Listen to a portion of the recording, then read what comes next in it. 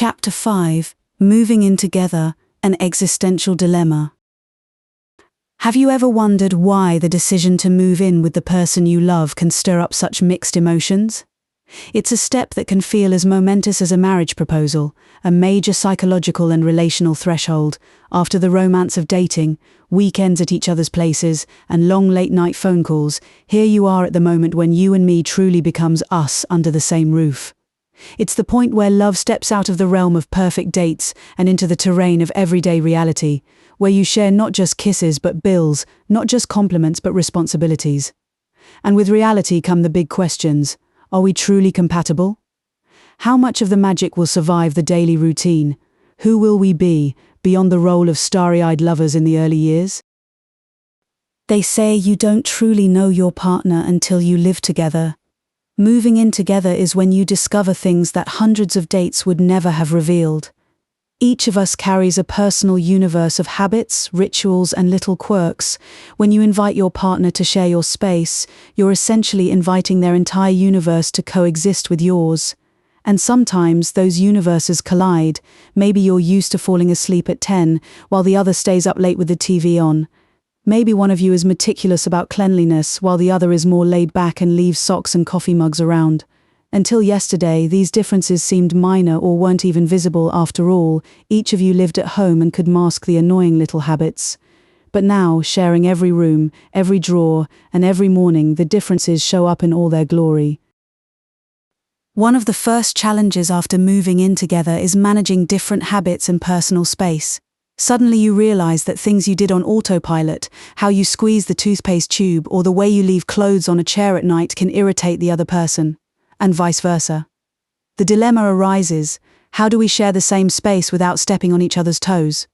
If until now each of you had your own sanctuary, your room, your apartment, now you have to define boundaries in a shared territory. You may discover you need a little nook just for you, whether it's a desk for hobbies or simply 30 minutes in the evening with your headphones on. Personal space suddenly becomes a rare treasure, and communicating about it essential. A lack of a shared routine can also be stressful. If one is an early bird and the other a night owl, if one wants to spend evenings together and the other sometimes needs solo time, you'll need a delicate dance of adjustments. Living together is a bit like a two-person dance in a tight space. Sometimes you'll move in sync, other times you'll step on each other's feet. What matters is learning each other's steps, gradually. Along with differences come the inevitable little daily conflicts. Ironically, a couple's first real arguments after moving in together are rarely about philosophy or life's grand values. They're about a sink full of dishes, the toilet seat left up, or who emptied the fridge without going grocery shopping. On the surface, these seem trivial, but we all know these trivialities can become powerful symbols. The unwashed plate becomes proof that you don't value my effort, and the stray sock under the bed suggests you don't respect our space. Minor conflicts have a knack for escalating if not handled with care. A raised tone, an exasperated look, and suddenly a conversation about the forgotten trash turns into "you never listen to me," or "I feel like you don't care." Sound familiar? You're not alone. It's almost a rite of passage for every couple. The first fight about messes or daily schedules. The key is realizing in time that it's not really about the mess. It's about your emotions, about feeling appreciated, heard, and respected. Another inevitable phenomenon when you move in together is the de-idealization of your partner. Let's be honest, no matter how authentic we are in the dating phase, we all try, even unconsciously, to show our best side. We prep before dates, we're patient, we aim to please. Living together, however, relaxes the formalities. You'll see the other in very human moments. You'll see each other in all colors. Grumpy and tired in the morning, biting nails when anxious, crying at a sad movie, or getting irritated when the remote is nowhere to be found. Those little habits you once overlooked. Maybe she scatters makeup across the bathroom counter, or he leaves gadgets and cables all over the living room, become part of your daily life. Inevitably, idealization starts to fade. If he once seemed like the perfect man who always took you out to dinner and smiled non-stop, now you see him in a baggy t-shirt, spending the day on the couch playing console games. If she always seemed polished and delightful, now you see her tearing up with frustration because the bathroom light bulb burned out again, or grumbling in slippers and pajamas. The good news? While it can be a bit jarring, seeing the unvarnished reality actually deepens intimacy. Only now do you begin to love the real person, not the ideal image. And real love is far richer. It includes laugh lines, flaws and moods, not just the Instagram snapshot of your relationship. Amid all this, it becomes clear that you need healthy boundaries, mutual respect, and plenty of psychological intimacy. Paradoxically, moving in together doesn't mean being glued to each other 24/7 in effortless harmony. On the contrary, sometimes you have to work not to lose yourself, not to smother your partner, and still stay connected. Healthy boundaries mean being able to say, "I need an hour just for me, to read or watch my show," without your partner taking it as an affront. It also means you respecting their need for space or for doing things their way. It's as if you jointly draw invisible lines in your home and your time. Here is my space, here is yours, and beyond that is ours, so each of you feels safe. And those lines can be flexible and beautiful when drawn with respect and love. On the other hand, moving in together creates the opportunity for even deeper psychological intimacy. Physical intimacy comes naturally. You're under the same roof. You can hug any time. You can fall asleep in each other's arms, while psychological intimacy requires awareness. It means truly paying attention to your partner, noticing when they've had a bad day and asking what happened. It means sharing what you feel with honesty. "Look, I need some quiet today, I'm tired, or I feel a bit overwhelmed by this change, let's talk." These kinds of confessions and gestures bring you much closer than a perfectly conflict-free evening ever could. Two hearts living together have to learn a new dialect of love, not just the language of passion or early romance, but the language of collaboration and everyday empathy. A language in which "please wash the dishes today, I'm wiped," or "let's set a cleaning schedule so we still have time for us," are expressions just as important as "I love you." And yes, a dash of humor sprinkled over all this helps enormously. Laughing together about someone's annoying little tic, making light of it when dinner burns, or when you assemble a cabinet wrong and end up with leftover screws, all of this loosens the tension. After all, living together has its comedic side. No one escapes moments like, "Oh no, you mixed up my socks with yours again," or "who finished all the ice cream and put the empty carton back in the freezer." If you can avoid over-dramatizing and turn some small mishaps into funny stories, you'll feel like a team that can get through anything. So yes, moving in together is definitely a test of a relationship, but not an impossible one. It's more like an initiation into a new stage of love, more mature and grounded in real life. After the first challenges pass, those existential crises like, "Oh no, we're fighting over something silly, does that mean we're not compatible?" A couple comes to know each other at a much deeper level. And what seemed like an existential problem at first becomes a cornerstone, the foundation on which a true home for two is built. Let's get acquainted for a few moments with Jennifer and Michael, an imaginary couple in the midst of the adventure of moving in together. They've been together for about a year and, in the enthusiasm of their love, recently decided to unite their worlds under the same roof. For just a few weeks they've been living in a small, bright two-room apartment that they're trying to turn into a home. It's a quiet Saturday afternoon, yet a storm is gathering in their hearts, a tempest in a teapot on the surface, but one with deeper significance. In the living room flooded with the gentle light of autumn, Jennifer gathers a crumpled blanket and a few stray clothes from the couch. On the coffee table, an empty plate and a half-full mug of cold tea sit, the remains of the breakfast Michael had earlier. Jennifer sighs softly as she carries the plate and mug into the kitchen.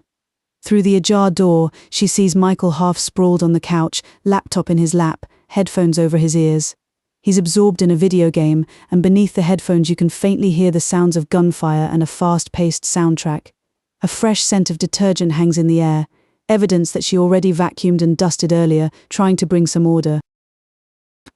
Jennifer stops in the living room doorway, tucks a strand of hair behind her ear, and looks at Michael. She feels tired. She has spent the entire morning cleaning and arranging things, while Michael seems not to have even noticed that the apartment has changed for the better around him.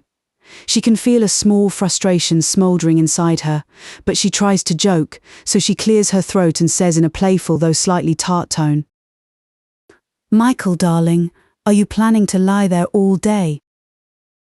Michael doesn't hear her. He has his headphones on and is too focused on the screen. Jennifer realizes and steps closer, touching him lightly on the shoulder. Michael starts and lifts one ear cup, looking at her in surprise. Did you say something? Sorry, I didn't hear, it was noisy in here. What were you saying? Jennifer bites her lip, trying to keep her cool. I was asking if you plan to spend the whole day playing. Maybe you could give me a hand around the house too, you know, household chores, she says, waving her hand lightly through the air toward the already spotless room. Michael glances around the living room as if only now noticing.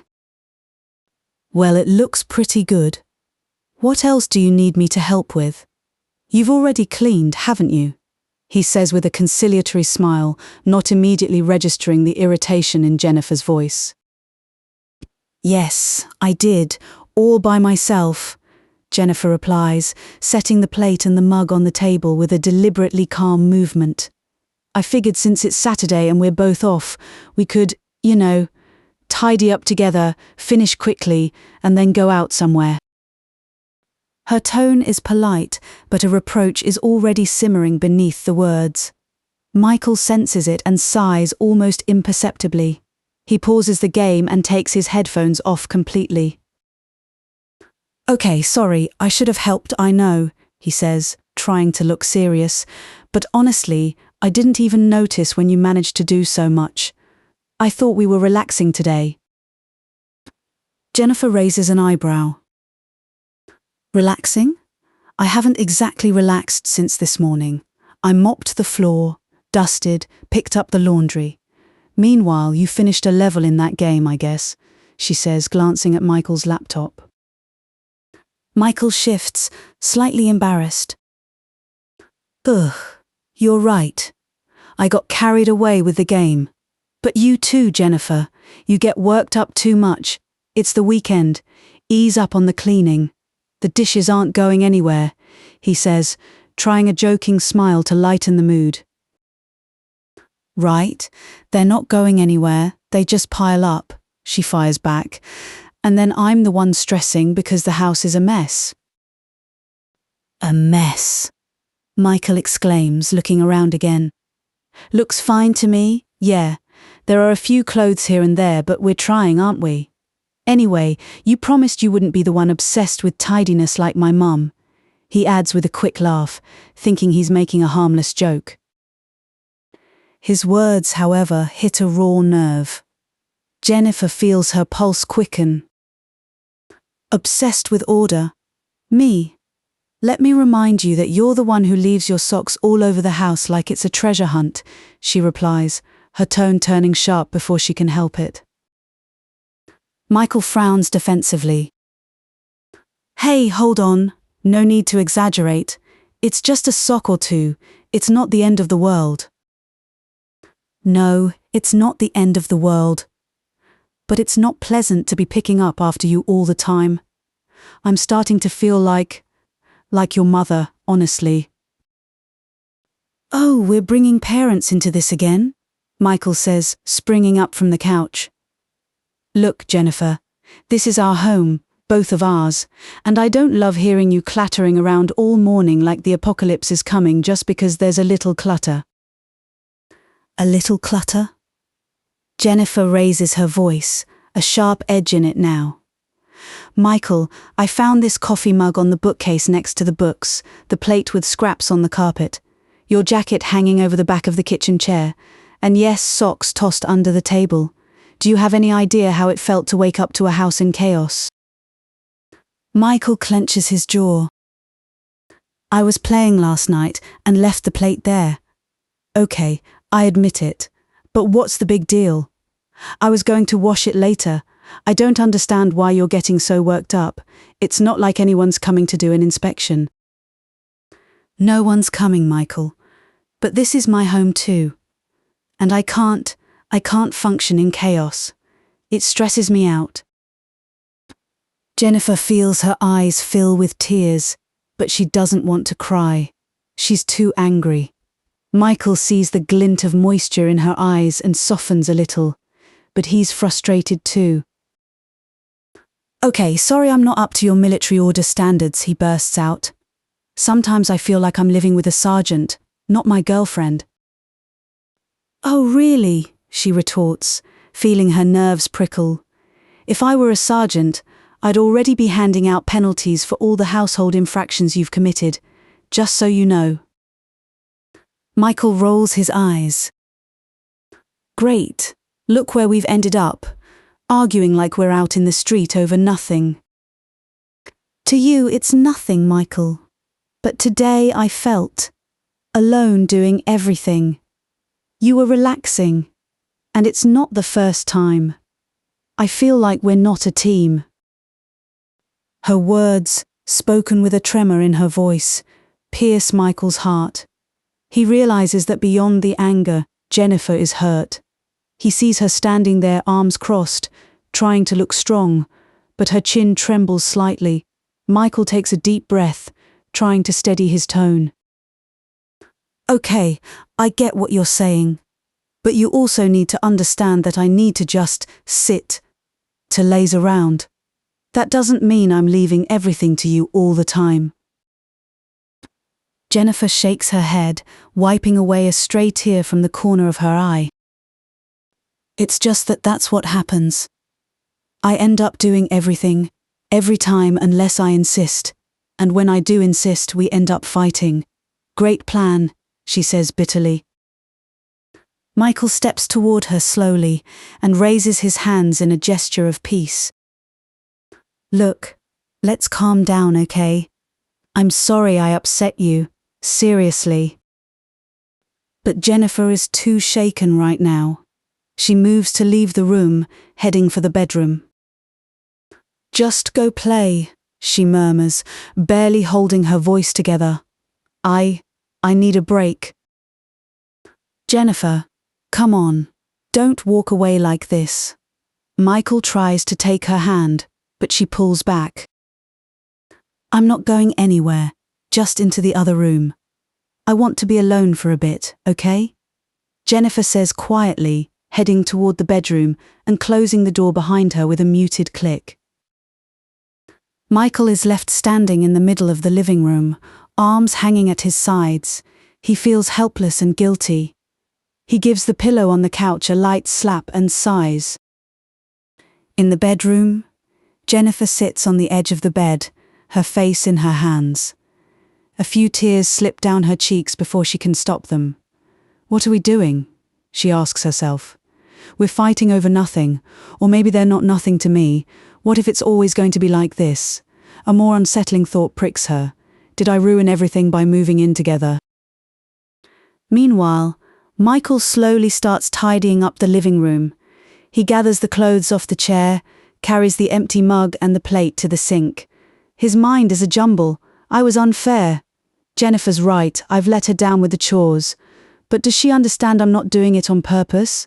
That I'm not used to answering to someone? He stops in the middle of the room, still holding a pair of socks. Ugh, maybe I really am messy. But I can change that, right? For her, she's worth it. He takes a deep breath and looks toward the closed bedroom door. A thin door separates them, but now it feels like an enormous distance. He musters his courage and knocks softly. Jennifer, his voice comes, much gentler. Can I come in? Jennifer quickly wipes her cheeks with the back of her hand. She doesn't answer, but she doesn't send him away either. Michael takes the silence as a tacit yes, so he presses the handle and opens the door slowly. Jennifer sits on the edge of the bed, knees pulled to her chest. When she sees him come in, she averts her gaze, pretending to fuss with a patch on the bedspread. Michael walks over slowly and kneels in front of her so he can see her face. Sweetheart, I'm sorry, he says quietly, trying to meet her eyes. I really am. Jennifer shakes her head slightly, without looking directly at him. I'm sorry too, she whispers, her voice still trembling. I don't want us to fight. I hate it. I know. I hate it too, Michael says, reaching for her hand. His fingers find hers and gently close around them. Look, I promise I'll try to be more mindful. I know it bothered you that I left a mess. You're right, I was pretty oblivious. I'm still getting used to us sharing this house. Until now, I admit, my life was a lot more chaotic. Jennifer lifts her eyes to him. They're still wet, but in them flickers a glimmer of wanting to believe him. I shouldn't have yelled either, but I felt overwhelmed. I woke up with so much to do, and you were just relaxed. It felt like you didn't care. I do care. Of course I care, Michael hurries to say, squeezing her hand tighter. I love you, Jennifer. It's just that I can be scatterbrained and lazy sometimes. Look, the thing with the socks, okay, that's not great. I won't toss them around anymore, I promise. And the dishes, you're right, it's not fair to leave them there. Sometimes I don't even notice, I swear. It's like a gremlin comes along and makes a mess in my wake. A hint of a smile tugs at the corner of Jennifer's mouth. A gremlin, huh? And here I was thinking it was you. Yes, an invisible elf, Michael insists, seizing on the hint of a smile, but I'll put him to work, I promise. I'll teach him to wash the dishes. Jennifer rolls her eyes, wiping away her last tear. You're incorrigible, she murmurs, but her tone has softened. I know, Michael says with a theatrical sigh. But seriously now, I appreciate everything you do. And I know you want our home to look nice. I like it too, maybe I just haven't said so. When I walk in and it smells clean and everything's in its place, it makes me feel good. It's just that I'm spoiled, I guess, and I've gotten used to things somehow getting done on their own. On their own, huh? Jennifer arches an eyebrow, a little wry. Michael smiles and stands, moving to sit on the bed beside her.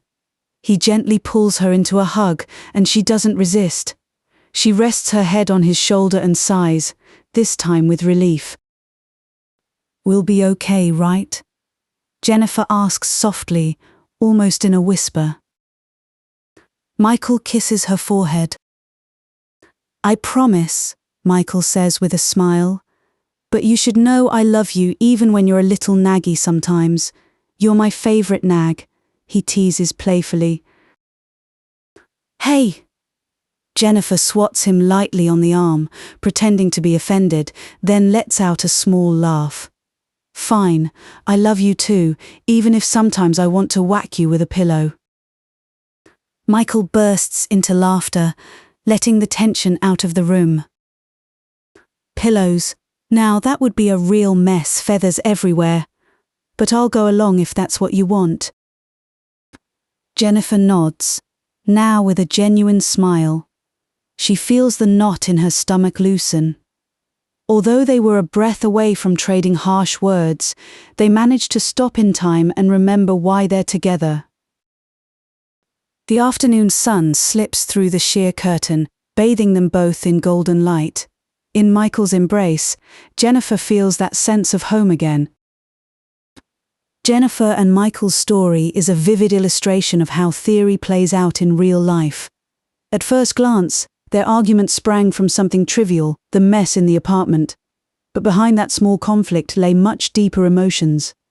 Jennifer wasn't upset about the socks on the floor per se, but about what they represented to her, the fear that Michael doesn't respect her enough or that he doesn't share the same desire to build a harmonious home.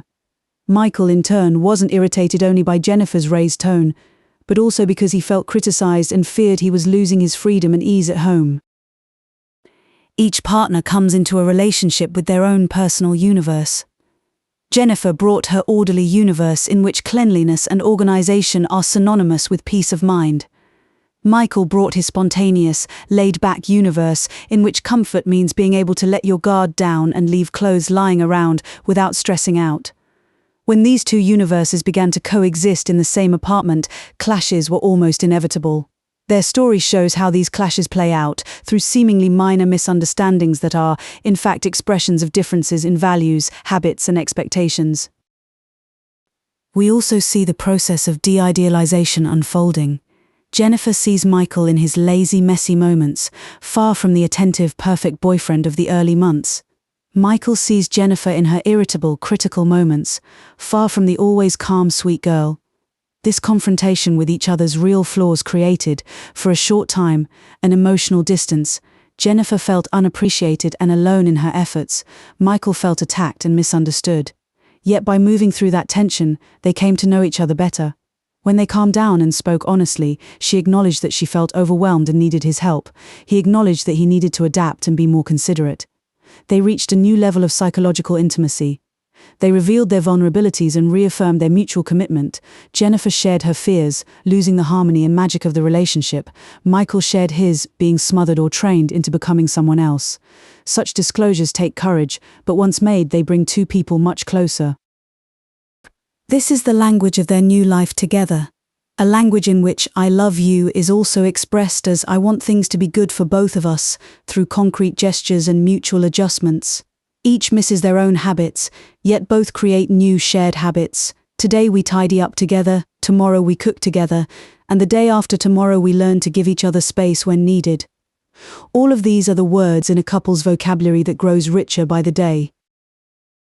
Perhaps most important, the story shows what it means to create a shared home beyond the physical space itself. Jennifer and Michael didn't just furnish their apartment with furniture, they're gradually furnishing it with trust. They've understood that home isn't a place that appears on its own just because you share a key, but something built step by step. Their home takes shape in the moment when, after the storm of emotions, they find each other again in each other's arms and feel that, despite their differences, they're in the same boat.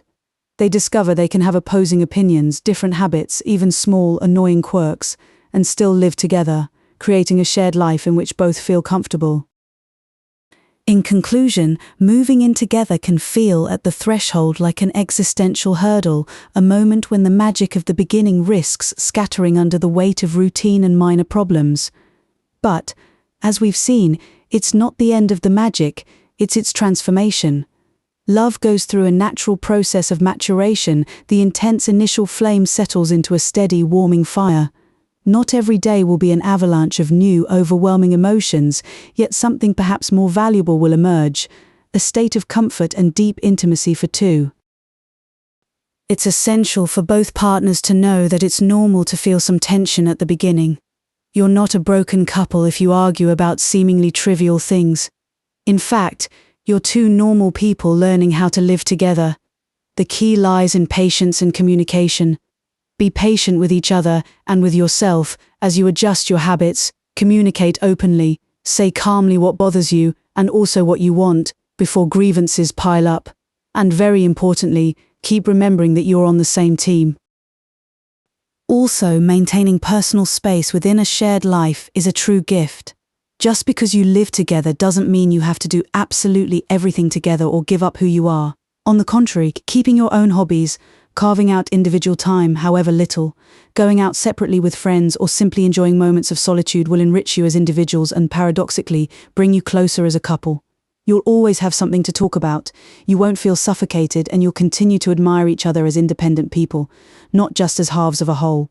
And coming back together after each of you has had a little time apart can be sweet and refreshing, rekindling that healthy longing that fuels affection.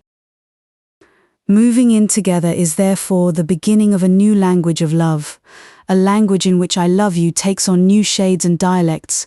It's heard in the way he makes her coffee in the morning without being asked, in the way she saves him some hot water for the shower, in how they meet on the couch at the end of the day to share what they've been up to. These gestures may not be as dramatic as the passionate declarations of the honeymoon phase, but they form the tender vocabulary of everyday life. And when you manage to speak this language with patience, a touch of humor, and a lot of empathy, you'll find the magic hasn't disappeared. It has transformed into a warm, easy camaraderie, a love with deeper roots and stronger wings. So if you're facing this decision, or already moving through these challenges, see it as a shared rite of passage adventure. Yes, it takes adjustments, compromises, and a bit of extra effort, but the reward is worth it. You'll come to know love in its depth, in its beautiful everydayness.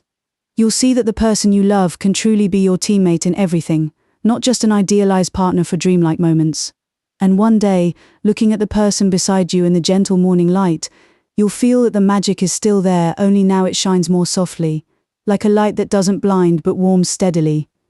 You'll smile, knowing you've built something authentic and lasting together, your own world where love speaks your unique language, whispering promises not only of passion but also of friendship and understanding, every single day.